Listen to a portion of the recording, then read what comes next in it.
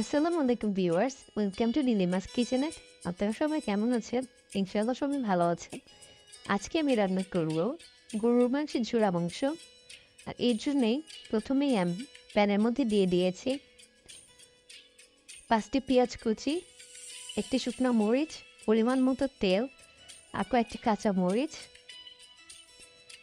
অল্প একটু লবণ দিয়ে হালকা ভাজা ভাজা করে নিব। আর এরপর আমি এর মধ্যে অ্যাড করে নিচ্ছি আগে থাকতেই প্রেসার কুকারে 6টা সিজ দেওয়া 700 গ্রাম গরুর মাংস। আর গরুর মাংসের যত রকমের মশলা লাগে সবই আমি হালকা পরিমাণে দিয়ে 6টা সিজ দিয়ে নিয়েছি। এরপর আমি হাত দিয়ে মাংসগুলো ছাড়িয়ে নিয়েছিলাম। এখন আমি মাংসগুলো খুব মিডিয়াম টু লো আঁচে রেখে ধীরে ধীরে ভাজা ভাজা করব। আর পেঁয়াজটা আমি হালকা বাদামি করেছি, কারণ মাংসটা অনেকটা সময় নিয়ে ভাজা ভাজা করতে হবে, এতে করে পেঁয়াজগুলো পড়ে যাবে।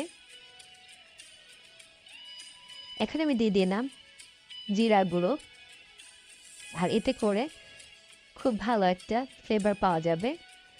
এরপর আমি দিয়ে দিয়েছি গরম মশলা গুঁড়ো।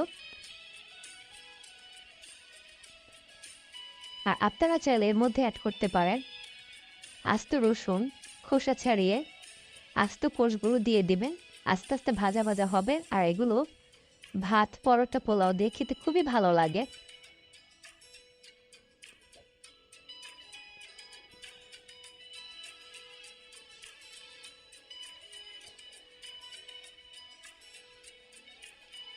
আর যখনই মাংসটা হালকা বাদামি হয়ে আসবে তখনই বুঝতে হবে ঝোড়া মাংসটি হয়ে গিয়েছে। আর ঝোড়া মাংস বাগার দিতে খুব বেশি তেল লাগে না, কারণ যখন আমি মাংসগুলো শীষ দিয়ে নিয়েছিলাম ওই সময় আমি পরিমাণ মতো তেল দিয়ে দিয়েছি প্রেসার কুকারে। আর আপনারা চাইলে এই ঝোড়া মাংস দিয়ে মাংস পিঠাও বানাতে পারেন। অনেক জায়গায় মাংস পিঠাকে বলে মোরগ সংসা পিঠা।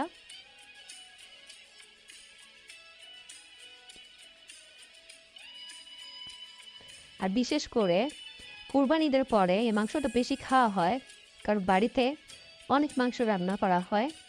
বেঁচে যাওয়া মাংসগুলো আপনারা এইভাবে সুন্দর করে ঝোড়া মাংস করে খেতে পারেন। মুড়ির সঙ্গে খাওয়া যায় সন্ধ্যার নাস্তা হিসাবে, সকাল নাস্তা হিসাবে খুবই ভালো লাগে খেতে।